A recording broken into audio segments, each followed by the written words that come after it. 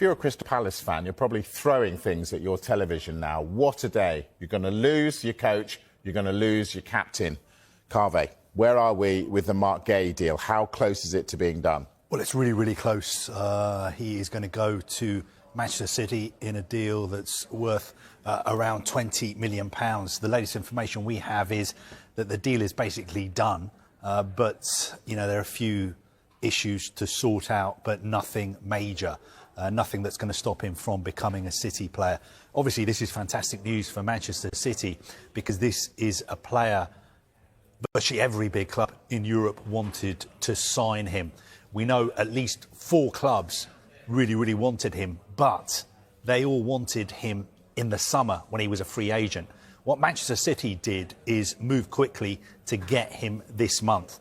Everybody knows City have got injury problems in the centre-back positions, and Marc Guehi is an exceptional player. So, unless anything goes wrong at the last minute, there is no reason for us to believe that something will go wrong. I'm pretty confident that he will become a City player very soon. Well, we've been asking the question throughout the window about Marc Guehi. Today, Oliver Glasner answered it. Every player, and depending on his contract situation, there is a price where a club says, we want to do it. And when the player says, I want to move on, a deal will happen. And it looks like that this happened now. Everybody wanted Marc to stay forever.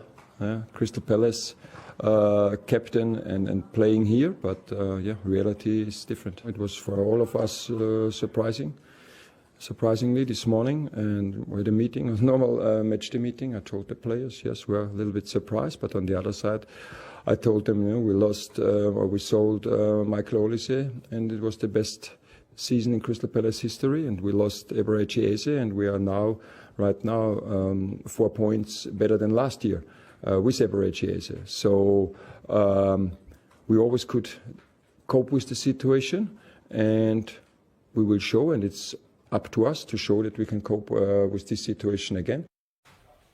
Good argument, that, Marc. But are you surprised that the player hasn't waited until the summer? Well, clearly Marc Guehi was presented the right package by Manchester City. If it didn't feel like it was the right move for him in this window, he could have turned around and said, actually, I'd rather stay at Crystal Palace, I'd rather see out the season, I'd rather try and achieve more things here in South London before deciding on my future. I haven't decided where I want to go yet, so therefore, actually, thanks very much for the interest, but I don't want to make this deal happen. He could have demanded wages that, are crazy wages that no one could really afford, and then Manchester City would be walking away from the deal. But clearly, Manchester City ticked all the boxes for Marc Guehi. As Guehi mentioned, he's had so much interest in him over the course of the last 12 to 18 months because of his performances, because of the way he's handled himself on and off the pitch, the type of personality, character he is, and what he's done for Crystal Palace as a captain and as a leader. They're all the qualities that have attracted interest from the best clubs in the world. I think, people will say, well, actually, he could have waited and got more money in the summer, being a free transfer. But ultimately, the wages on offer from Manchester City right now, the signing-on fee, he probably would have got a similar figure if he'd held on. He would have obviously just had more options in the summer. But he clearly wanted to stay in the Premier League, clearly wants to work under Pep Guardiola. And right now, he could walk into that Manchester City team tomorrow and play Premier League football, no transition period, and at the end of the season could find himself with a Premier League and Champions League trophy on his mantelpiece. And that's the difference from going from somewhere like Crystal Palace to Manchester City, and those opportunities don't come along very often. Sure. Marc touched on it there, Guehi. Is this all about the Pep Guardiola factor? I think that's an element of it. Of course, a lot of the best players in the world want to play for Pep Guardiola. But look, he gets everything that he wants at Manchester City. He's playing for one of the biggest clubs in the world at a fantastic stadium with arguably the greatest manager of all time. He's in a team, a squad full of exceptional players. He's got a very good chance of winning major trophies, not just this season, but every season. And he knows that he's going to be playing in the Champions League pretty much every season as well. And one other thing that's important is this allows him now just to focus on football. Because if he hadn't decided that he wanted to sign for City this month, we'd have the situation in the summer where he'd be going to the World Cup with England and his future could could have become a distraction. Well, it would have been a circus, wouldn't it? Exactly. Now that is all put to bed, and he can just focus on playing football for Manchester City and also England in the summer. Yeah, so it's nearly done. We asked Pep Guardiola about it. What did he say? There's been reports today about Marc Guehi and the club's interest in him. Can you say anything? OK, just generally though, in his position, the defensive positions, how difficult are these injuries making things at the moment for you and the team? Without John, without Ruben, without Josko, we are in the difficult situation for no one game, but a long, period. It's a difficult situation. But Ruben will be back soon. Josko no. John hopefully we'll see. So, given the fact you've signed Antoine Semenyo, who has 2 goals in 2 games, potentially you might be able to sign a central defender. If you do that, would that make it an exceptional transfer window? Just for 2 games. Imagine you play 2 games here. That is analysis. Make it 2 games and don't score 1 goal, play bad. It was a disaster transfer window.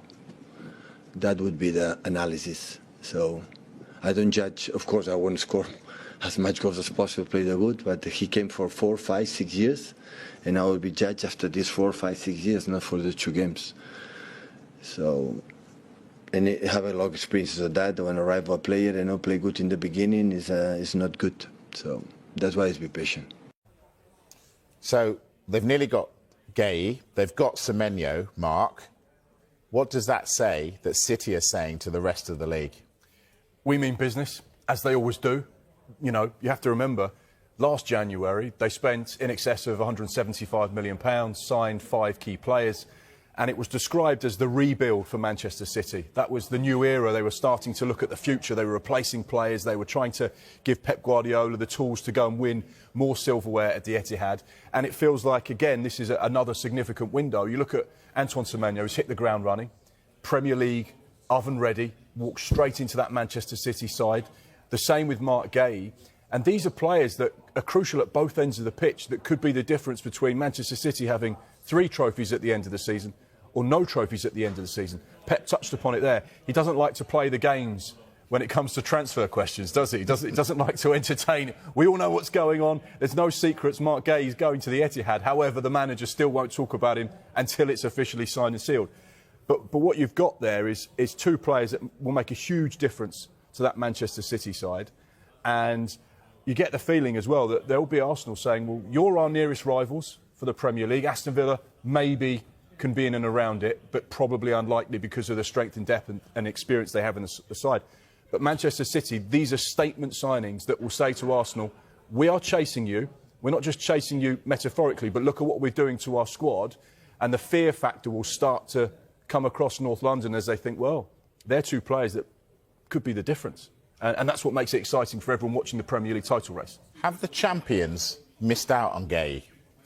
Well, we know that Liverpool have had a long-term interest in Marc Guehi. You know, they were literally minutes away from getting the deal done in the summer on deadline day. He'd gone through the formalities of that Liverpool medical, and only Oliver Glasner and Steve Parish can really answer what happened in those conversations at the 11th hour. But clearly, the deal didn't get done.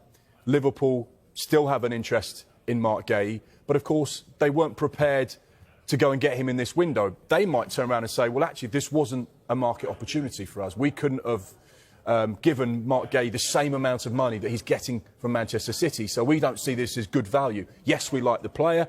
Liverpool had a thought process of being able to play him at centre-back and at right-back, which would solve a problem. That's a problem that Pep Guardiola no longer has, because he's got 2 options there through Marc Guehi. And a lot of people will say, well, Liverpool have missed out. And Liverpool will say, well, wasn't right for us.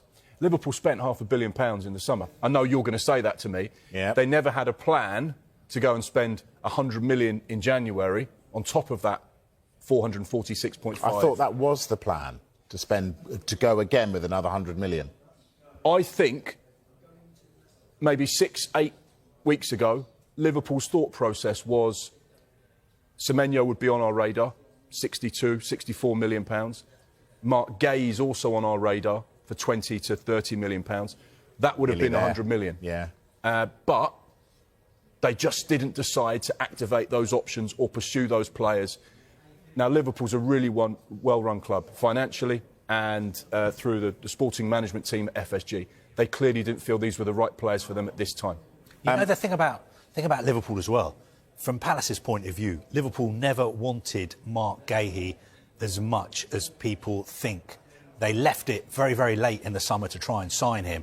And basically, they put an offer on the table that was take it or leave it. So I think Palace's perspective was, if they'd really, really wanted him, they would have come in earlier or they would have increased their offer. Arsenal's interest in him was real, but it was only going to happen in the summer.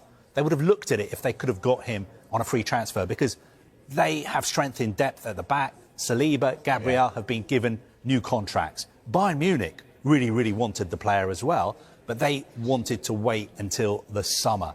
So Manchester City, not only did they want him in the summer, but they were willing to put a package together and also pay a transfer fee to get him now. That is the big difference between City and the other clubs who are interested in him. Yeah, it must be horrendous being a Crystal Palace fan this evening, because not only, as I say, you're losing your skipper, but you then find out you're losing the head coach. Why did Glasner choose today to make that announcement?